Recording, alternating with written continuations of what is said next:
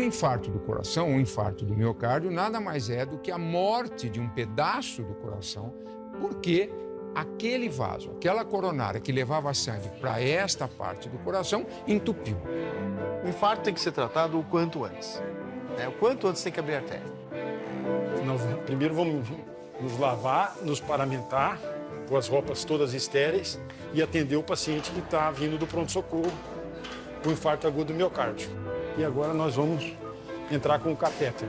O infarto, ele é predominantemente masculino, Roberto? 1/3 das mulheres no mundo morrem de infarto. Então, hoje, a principal causa de morte em mulheres é o infarto. Quanto mais precoce o tratamento, a chance dele morrer é apenas 5%.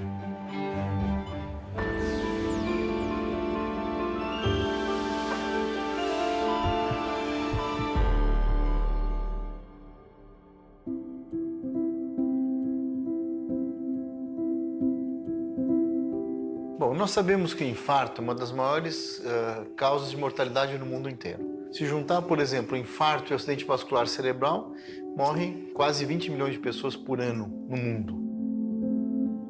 Na verdade, o infarto do miocárdio. O infarto é morte, miocárdio é o músculo do coração. Como ele acontece? O coração é uma bomba de músculo que bombeia sangue para o corpo inteiro. Ele é irrigado, como se fosse um sistema de plantação, pelas chamadas artérias coronárias. Elas levam o sangue para o músculo do coração.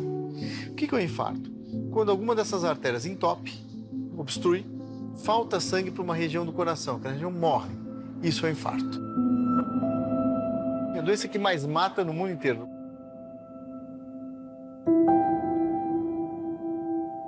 Então, um infarto do coração, um infarto do miocárdio, nada mais é do que a morte de um pedaço do coração, porque aquele vaso, aquela coronária que levava sangue para esta parte do coração, entupiu.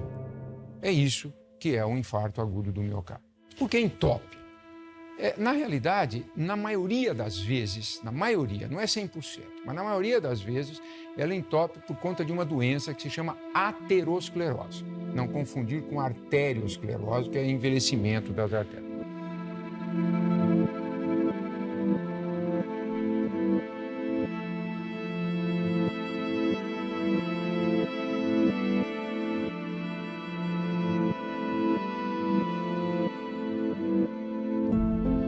A aterosclerose é uma doença que ela é chamada multifatorial. Por que ela é multifatorial? Porque tem um montão de coisa que, quando o indivíduo tem, aumenta a chance de desenvolver a aterosclerose. Então, vamos dar alguns exemplos. Colesterol alto, aumenta a chance. Fumo, aumenta a chance. Diabetes, aumenta a chance. Sedentarismo, obesidade, hipertensão. Quer dizer, tem vários fatores de risco, a gente chama isso fatores de risco, que quanto mais prevalentes, maior a chance do indivíduo desenvolver aterosclerose. Nós estamos no Instituto Dante Pazzanetti de Cardiologia, um hospital da administração direta da Secretaria da Saúde. Dante Pazzanetti foi o primeiro diretor dessa instituição e Adib Jatene foi o terceiro. Um dá o nome ao instituto e o outro dá o nome à instituição chamada Fundação. Fundação Adib Jatene.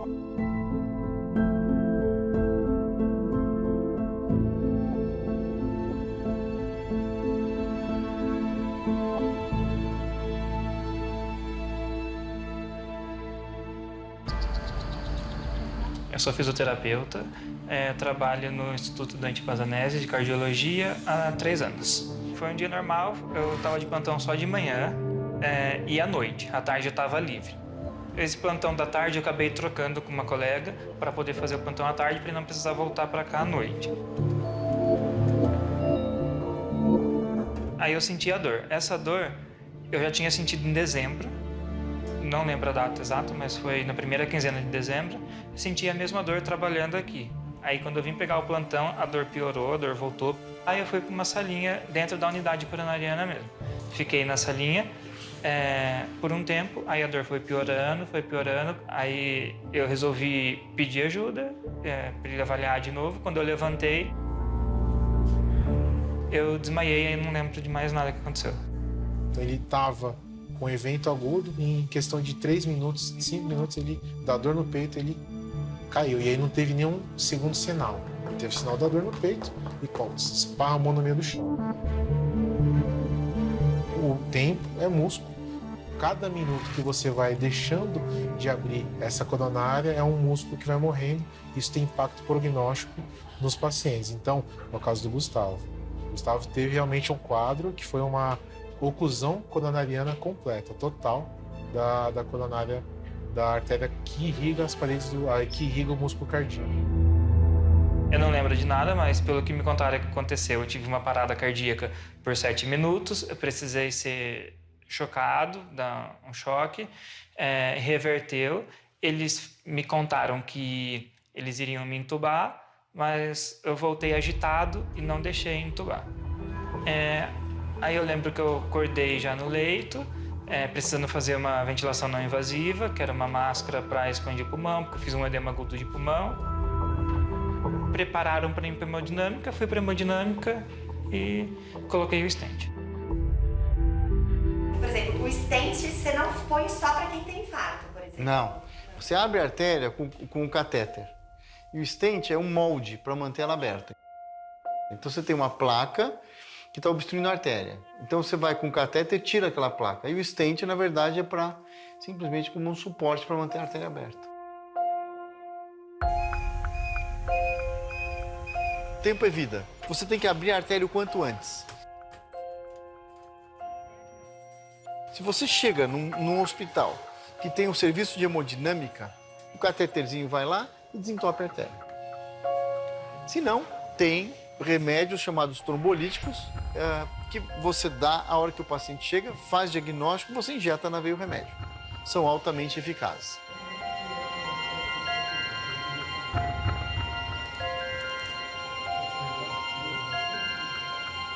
A hemodinâmica é uma sala, tem um indivíduo treinado onde ele consegue ver a imagem dos vasos sanguíneos do coração. Então ela pode ser por um catéter que a gente passa. Esse catéter ele sobe sempre na sala de hemodinâmica, que a gente chama, tem uma máquina de radiologia que a gente vai passando o catéter e olhando, a máquina vai mostrando onde está indo o catéter. E aí a gente consegue chegar dentro do coração ou ainda chegar dentro da aorta, onde sai o orifício para a entrada dos vasos coronarianos, que são aqueles que irrigam o músculo do coração. E aí com o catéter ali a gente injeta contraste e ele mapeia o contraste e a gente consegue ter a imagem da artéria. A gente consegue ver se essa artéria está limpa, se ela tem placa, se essas placas são 30%, 40%, 50%, 70% que provoca obstrução da luz do vaso. E aí você tem condições de fazer um planejamento no tratamento desse paciente. Você trata muito mais rápido, porque na realidade, infarto é tempo é músculo cardíaco. Quanto mais tempo você demora para intervir, mais músculo cardíaco você perde. E isso vai trazer malefícios para você no futuro, a curto, médio e longo prazo, dependendo do grau de complicação que você tem. O que se faz então? Se pega um fio bem fininho, passa por dentro do catéter, passa pela artéria e por meio desse fio, um sistema que a gente chama de monorreio, entra-se um catéter balão com um stent. O stent está dentro da coronária e esse é o stent que nós também podemos observar aqui na minha mão. Fui para o cateterismo, viu que tinha trombo na artéria, aspiraram e colocaram um stent. Fiz a angioplastia. O stent já está implantado, vocês conseguem ver a diferença do antes para o depois ali, não? Olha aqui como era antes, como tinha o estreitamento, como é agora. O stent é posicionado sobre aquela obstrução, permite insuflar esse balão. Essa aqui, observa, o balão está sendo insuflado e aí se puxa o balão e o stent fica lá dentro. Aqui nós estamos vendo um stent. O fluxo é restabelecido, como nós podemos observar. Ele mantém a artéria aberta e no local que eu implantei, ele fica liberando uma medicação. Tá? Essa medicação serve para que a obstrução não volte. Stent farmacológico. Porque se ocorrer uma cicatrização em excesso, a artéria volta a obstruir. O fármaco, o medicamento que está dentro do stent, que é liberado em torno de 60 dias, impede que essa proliferação, esse crescimento de células ali se estabeleça. E o que nós queremos observar é o fluxo totalmente restabelecido. Eu ainda quero fazer um ajuste, eu quero pós-dilatar esse stent, tá? É o que eu vou fazer agora. Agora, se ele está a mais de 3 horas de distância, aí você pode fazer o que a gente chama de trombólise. Então, é uma medicação que injeta na veia e procura atingir, a gente anticoagula o indivíduo e com isso você pode dissolver trombo. Eu tinha 27 anos quando eu infartei. E meus exames sempre normais, problema de saúde nenhum. No começo a ficha não caiu. Mas depois eu falei, a dor, acho que de dezembro já era um indício de alguma coisa que está acontecendo. Falei, ok, agora vamos tratar, vamos tentar descobrir o que aconteceu, né? Descobrir a causa do infarto, o porquê que causou o trombo, o que realmente aconteceu. Paciente jovem, o que pode acontecer? Com pouca colateral, você em questão de minutos, você passa de um infarto com uma oclusão para uma arritmia fatal. Foi o que aconteceu com ele. O que eu menos imaginava era que poderia acontecer um infarto, por ter uma vida que eu treinava, saudável. Poderia ter qualquer outra coisa, menos um infarto. Isso aconteceu e aconteceu cercado por vários especialistas, um hospital-escola, onde tem ótimos profissionais. E acho que era para estar aqui no lugar certo, na hora certa. Porque se fosse em qualquer outro lugar, eu não teria sobrevivido. No cenário do Gustavo, que seria, a gente tem que pesquisar por doenças secundárias que não só a aterosclerose. Cada vez mais a gente vê pessoas mais jovens infartando. Se antes era o normal 60, 70 anos você ter o seu primeiro evento, hoje, entre os 40 e 50 anos, é extremamente frequente. E mulher, cada vez mais. Tchau, obrigado. Tchau, obrigado.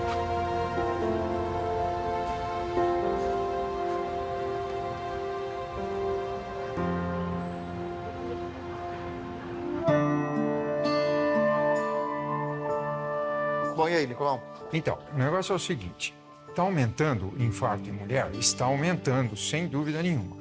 Agora, está aumentando proporcionalmente... Não está aumentando o infarto em mulher. Quer dizer, a mulher infarta mais depois da menopausa. Perfeito. Mas ela também infarta antes da menopausa. Infarta. Então existe um mito que, veja, há décadas e décadas, que mulher teoricamente não infarta ou infarta menos. Isso é um mito. As mulheres estão realmente cada vez infartando mais. Mas isso é importante, porque na verdade a mulher infarta sim, né? Tanto quanto o homem. E também porque não se previne? Não sei. Aqui é uma unidade de terapia intensiva chamada UCO, que é a unidade coronária.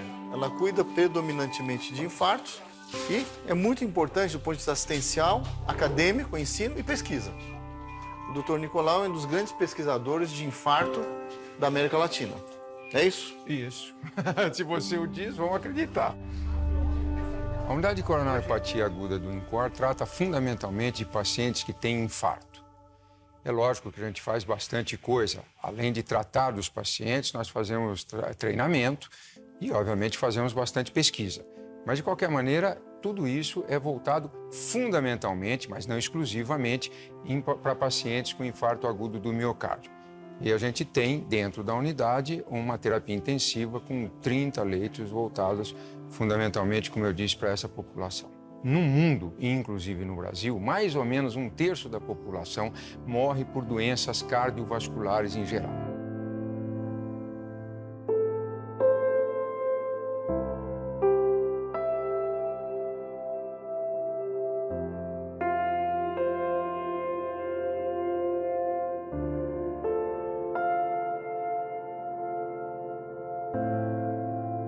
Então, sempre orientação.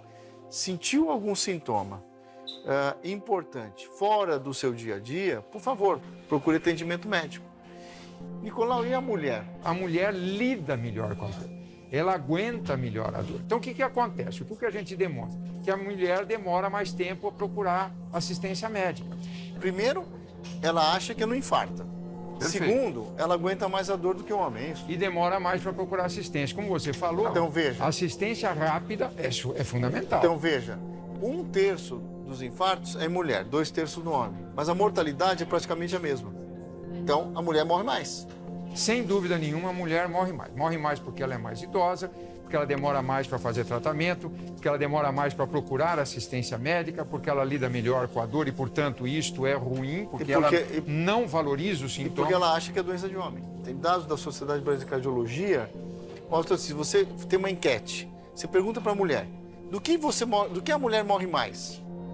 Câncer de mama. A grande maioria responde câncer de mama, mas não é. Ela morre muito mais de infarto do que de câncer de mama. Sem dúvida nenhuma. Bom, depois da nossa reunião, que vocês me irritaram muito, pode colocar isso, viu, Vitor? Isso pode colocar. Depois da reunião de pauta, que só me estressou, com a Michele, com a Priscila, e com o Vitor, e com o Cícero, e com a Marcele. Claro que minha pressão subiu, né, Michele? Hoje a gente tem que gravar o encerramento, então, do infarto. Eu vou gravar em 1 segundo. Em 1 segundo. O programa de fertilidade, o Cícero falou que não precisa mexer em nada. Não, final, então, nós Cícero, vamos fazer. Esquece. Aquele final vamos tirar completamente. Desde que eu nasci, é o seguinte: hipertensão arterial, diabetes, colesterol alto, entendeu? O tabagismo, o sedentarismo são fatores de risco para a doença coronária, né? E se conhece há 200 anos, mas as pessoas não se conscientizam disso, né? Eu, por exemplo, tenho 3 stents nas minhas coronárias. Não poderia ter passado 1h30 vocês me irritando profundamente por causa de pauta. Né, se você cuida do seu colesterol, se você cuida da sua hipertensão, do diabetes, faz exercício, não fuma, já é meio caminho andado. Você reduz a incidência, mas não tem dúvida nenhuma. Você aumenta a sua sobrevida. Sem dúvida. Se a gente realmente controlasse adequadamente os fatores de risco, o que as pessoas não fazem, diminuiria muito, muito, muito a incidência de infarto. Mas o que você acha de uma doença que mata 20 milhões de pessoas por ano?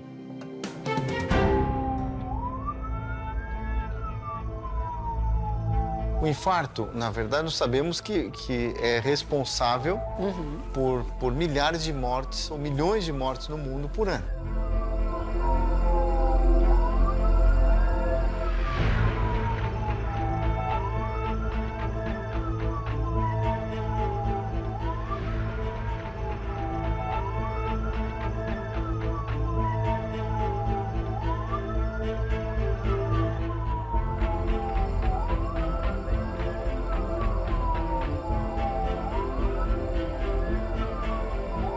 E sabemos que a personalidade,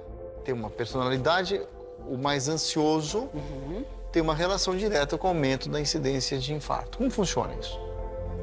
Então, tem um estudo aí importante do Interheart, publicado no Lancet 2004, que fala que o estresse, a ansiedade e a depressão é um fator de risco tão importante quanto qualquer outro, sendo às vezes responsável pelo aumento em 60% nos casos onde a pessoa tem problemas de ansiedade.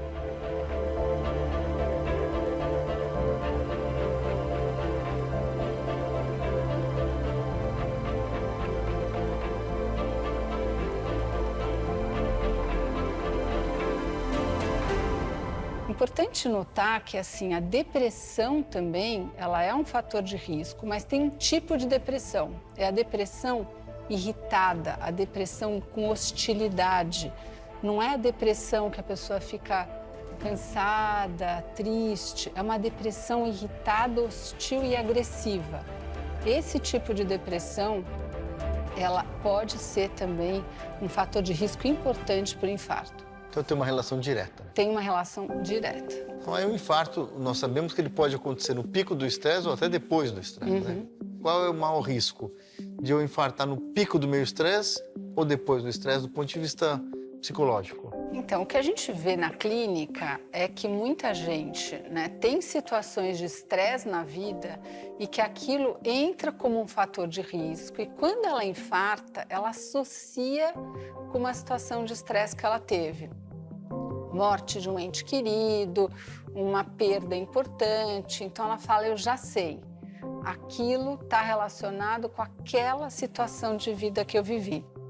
Então, é comum o infarto, ele ser não exatamente naquela situação de estresse, mas ele ser precedido de uma situação de estresse que a pessoa consegue associar, juntando com todos os seus outros fatores de risco. Acontece, Como né? controlar? É difícil, né? É muito difícil, porque mudança de comportamento não é uma coisa que se faz assim como mudança de hábitos de vida. Então, mesmo que a pessoa saiba que ela precisa mudar a vida dela, é muito difícil administrar isso. Ela precisa de um plano de ação, precisa de acompanhamento médico, psicológico, para conseguir fazer alguma mudança na sua qualidade de vida. Não é simplesmente ter o conhecimento, ela precisa de um plano de ação, seguir esse plano. Eu fiz uma tomografia que identificou possíveis obstruções mais graves. Aí fiz o cateterismo. Tinham 3 artérias com 90% de obstrução. Eu ia infartar.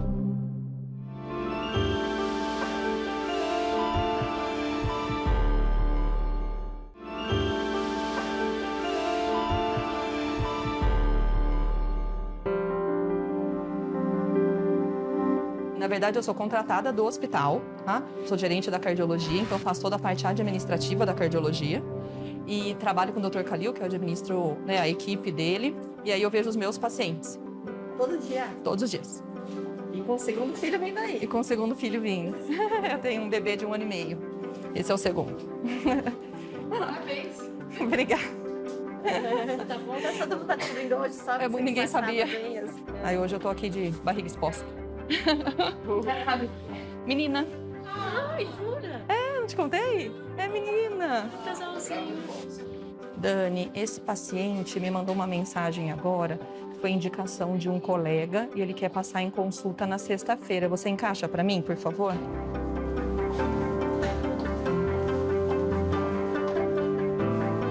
A Roberta é chefe da minha equipe, além de ser chefe da cardiologia, coordenadora do hospital. Quando ele fez angioplastia, quando ele teve um evento, ele ficou internado, tava o meu nominho ali como médica responsável por ele. O coração dele tá ótimo, ele trabalha muito, mas ele é muito bem assistido por um grupo de pessoas, obviamente, tô brincando, mas dentre essas pessoas, obviamente, eu cuido dele, mas ele tá muito bem. Não teve infarto. Não chegou a ter? Não chegou a ter infarto. Ele tinha um cansaço, ele tinha uma queixa até relativamente semelhante aos quadros das mulheres, né, Dr. Khalil? Porque não era uma queixa típica, né? Era um pouco de tontura, uma indisposição, assim, não era um quadro típico. Eu fiz uma tomografia que identificou possíveis obstruções mais graves. Aí fiz o cateterismo. Tinham 3 artérias com 90% de obstrução. Eu ia infartar. Bom, a chance era imensa. E se coloca o stent, obviamente sai daquele risco. Não que a doença seja resolvida completamente, porque essa doença não tem cura. Então, o stent, uma cirurgia cardíaca, isso são tratamentos alternativos para prolongar a vida. Mas a pessoa tem que continuar se cuidando. O que acontece é que as pessoas muitas vezes operam o coração, colocam o stent e acham que está resolvido e não se cuidam. E aí voltam a ter um evento mais sério. Então é bastante. E no Brasil, o infarto é a principal causa de morte, tanto no homem como mulher, que nós sabemos, né? Ele é predominantemente masculino, Roberta? Então, na verdade, professor Khalil, o que a gente pode dizer de infarto na mulher, né?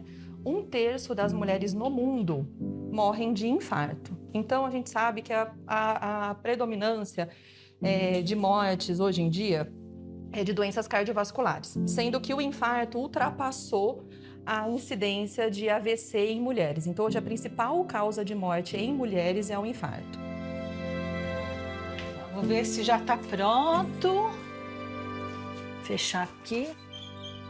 Ok. Eu acho assim, eu sou do tipo ansioso de nascença, ou sei lá, sempre eu fico ansiosa com as coisas, com as novidades, com as aulas que eu tenho que preparar. Como eu sou um pouco estressada e no fim do ano nas aulas eu costumava muita coisa para corrigir, eu ficava com a pressão meio alta. Eu já tive algumas ameaças do médico, não, você está com pressão alta, tem que tomar medicação, então eu tomava hipertensivo, né, remédio para hipertensão, mas minha família nunca teve nada, minha avó, minha mãe, meu pai, então eu não pensava que isso pudesse ser um problema.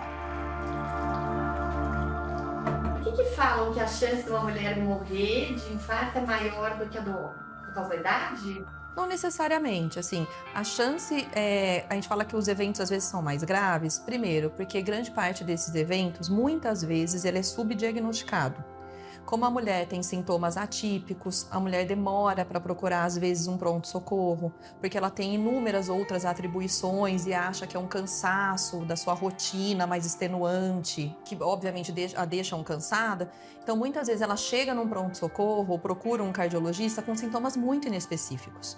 E a gente sabe que os homens, eles têm sintomas habitualmente típicos, que a gente chama, que é essa dor no peito, essa dor que vai para a mandíbula, que pode ir para o braço. Então, a assistência dos homens tende a ser mais rápida, tá? Então, eu acho que isso contribui para que a mulher tenha um diagnóstico tardio e muitas vezes, obviamente, deixa de ter o tratamento adequado precocemente. 7 anos atrás, eu estava, como sempre faço, dançando dança circular. E casualmente, e até ironicamente, nós tínhamos sido convidadas pela pessoa que ia fazer a defesa do trabalho, o TCC, do Einstein, que era a dança circular como um modo alternativo de cura. A gente dançou uma um pouquinho mais forte. E quando acabou, a gente foi fazer uma foto, ficamos no centro da sala e eu senti uma dor no peito. Eu nunca imaginei o que pudesse ser. Mas aí depois eu soube que eu já estava infartando. Eu nunca antes deste primeiro infarte havia ido a um cardiologista. A gente não pode esquecer que a rotina da mulher, a vida da mulher mudou consideravelmente nos últimos anos.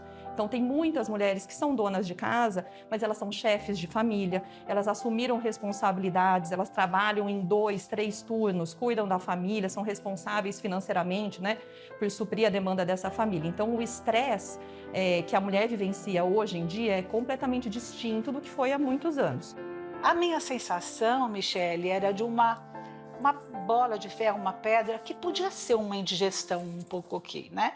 Porque eu não tinha referência, né? A gente estava dançando, acho que 8 horas da noite, eu comecei a sentir essa pressão, que eu falo, uma bola de ferro no meio do peito. E isso ficou mais ou menos estacionado, com sensação de calor, foi piorando. Meia-noite eu fui tentar deitar e não consegui respirar direito, parece que ela se espalhava e me obstruía um pouco a respiração.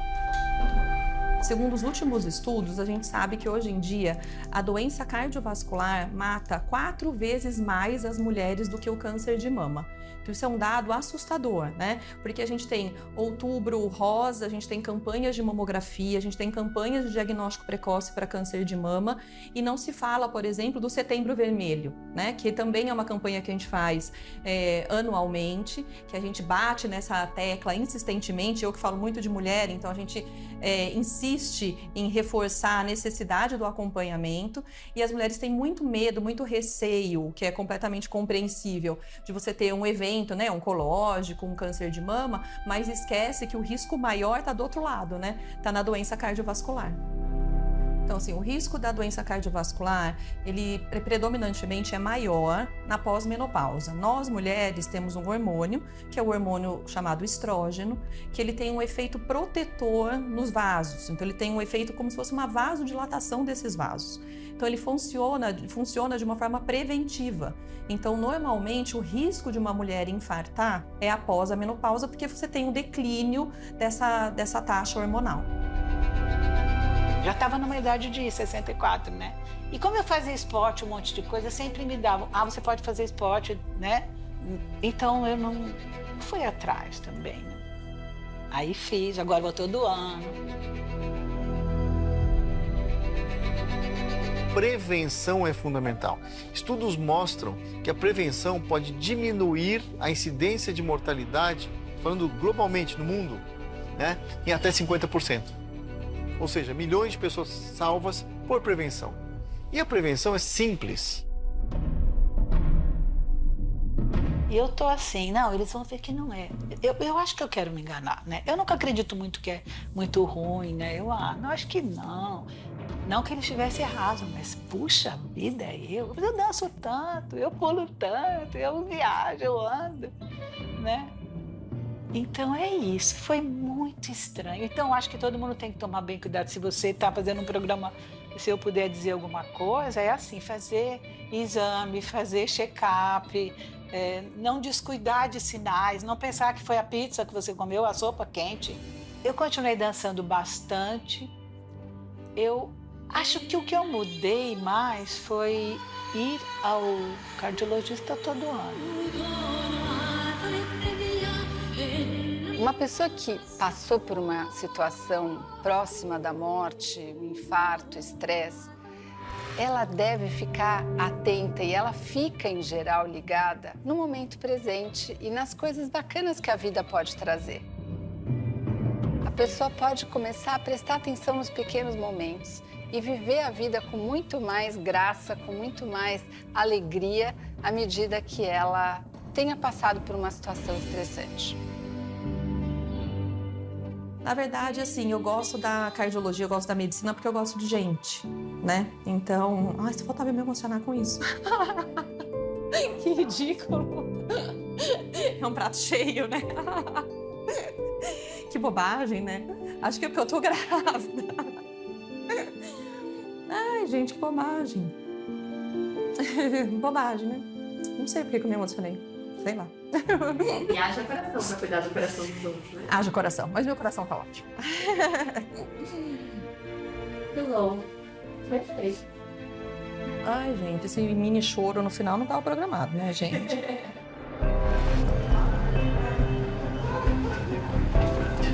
Primeiro vamos nos lavar, nos paramentar. Ela estava prestes a ter infarto. A artéria estava 99% obstruída, ou 90% obstruída.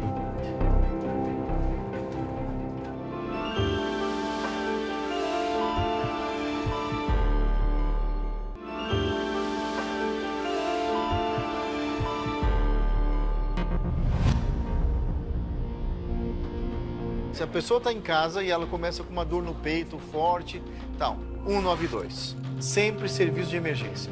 O SAMU é extremamente eficaz, chega rápido e tem toda a expertise para tentar fazer um diagnóstico e levar para o lugar certo. Os pacientes com infarto agudo do miocárdio precisam ser tratados de uma maneira rápida, porque eles têm uma artéria agudamente ocluída, uma das artérias coronárias. E cada minuto que passa, essa artéria ocluída leva à morte das células do coração. Qual o papel do médico e do cardiologista? Identificar precocemente e oferecer a melhor forma de tratamento. A melhor forma de tratamento dos pacientes que têm infarto do miocárdio é na mesa de cateterismo cardíaco. Mas ela está sentindo o que agora? Falta de ar. Falta de ar. Tá. A paciente, ela procura um hospital, ele é referência em cardiologia, e ela chega acompanhada e ela é rapidamente detectada com um quadro agudo. Ela realmente está na vigência de dor. Uma coisa, uma paciente teve dor ontem, hoje de manhã, ontem à tarde. Ela não, está na vigência de uma dor e é uma dor forte, que chama atenção. Então ela já está com sinais de que está tendo sofrimento cardíaco no momento. A gente vai fazer um eletro, tá? Para ver qual é a sua situação, tá bom? Licença. Nós primeiro vamos nos lavar, nos paramentar, com as roupas todas estéreis e atender o paciente que está vindo do pronto-socorro com infarto agudo do miocárdio.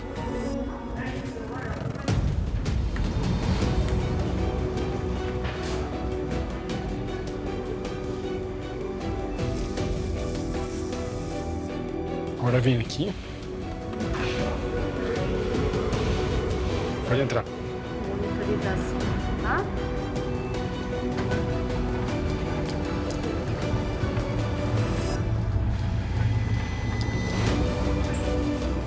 Pode ir, pode puxar.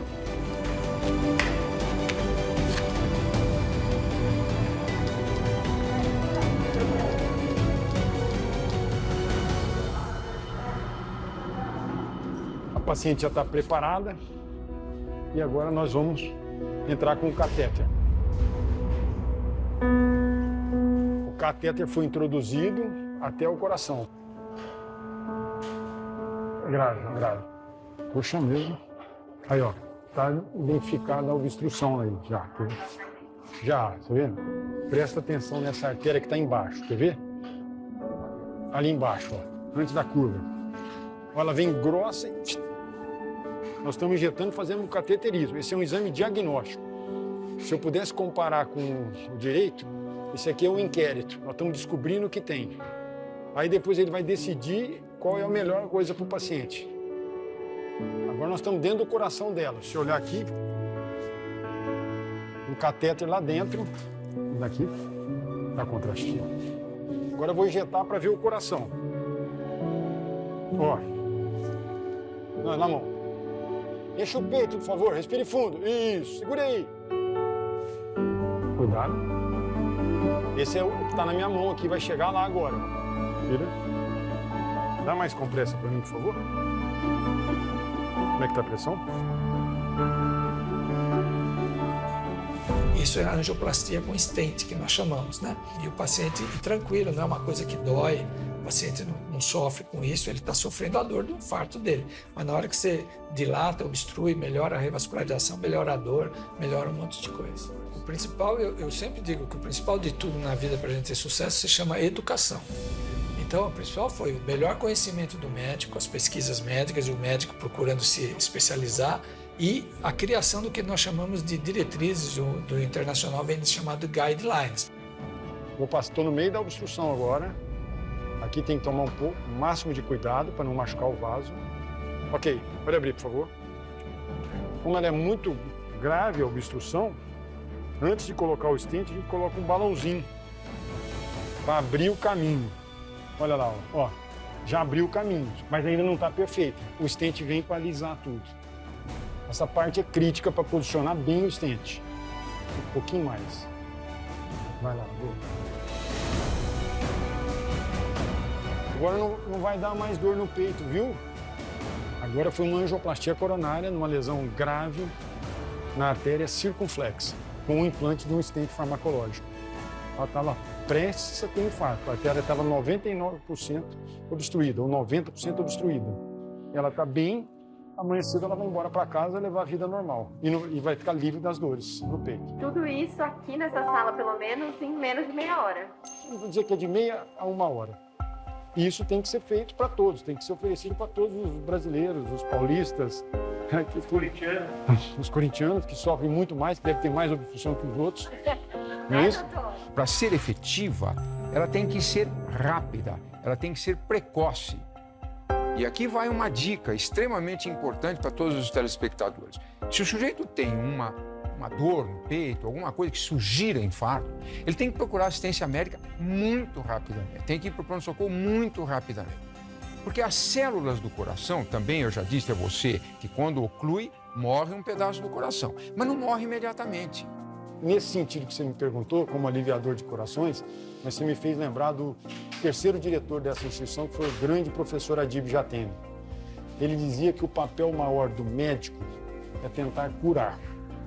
Se ele não pode curar, ele tem que aliviar. Aí você está aliviando. E se por acaso você não pode aliviar, você tem que confortar. Então, o papel do médico é curar, aliviar e confortar o paciente e os seus familiares. Então, ao se sentir mal, com suspeita de infarto, liga 192. 192 é o SAMU, não só para infarto, com qualquer pessoa passando mal. 192. Eu estava tendo dor no peito. Desde janeiro. Janeiro, começou. Quando fazia esforço. Isso. E agora, a senhora estava tendo dor parada, mesmo sem fazer nada? Né? Quando foi a última vez que a senhora teve dor forte no peito? Antes de ontem à noite. A medicina sem humanismo não existe. Não pode. Se você não gastar um tempinho para o paciente, você vê a felicidade? Você não vai esquecer nunca da felicidade de ser bem tratado, bem acolhido, não é não?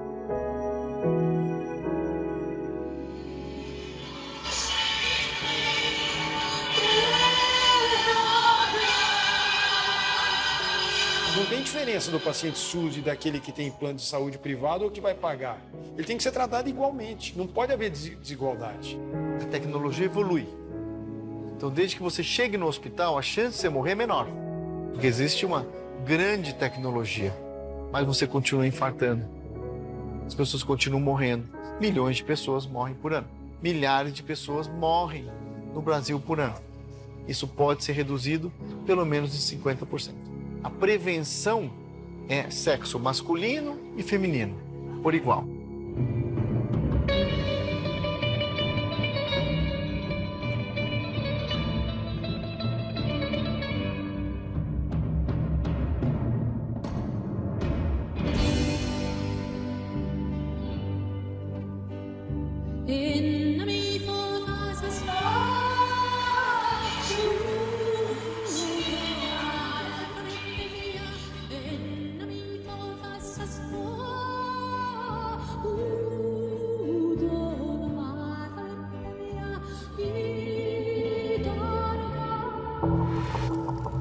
Qual é a definição de asma? A asma é uma doença inflamatória que faz com que a via aérea tenha uma limitação ao fluxo. Puxa o ar e solta. Bem devagar. Isso. O asmático, ele em crise, ele tem a sensação de que está morrendo.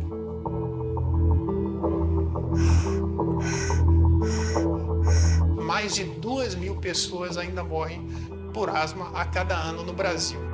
O asmático ele é muito sensível às variações do meio, quando cai a temperatura, quando cai a umidade e quando respira poluentes. Ela provoca uma inflamação subclínica em todos nós e o asmático reage mais.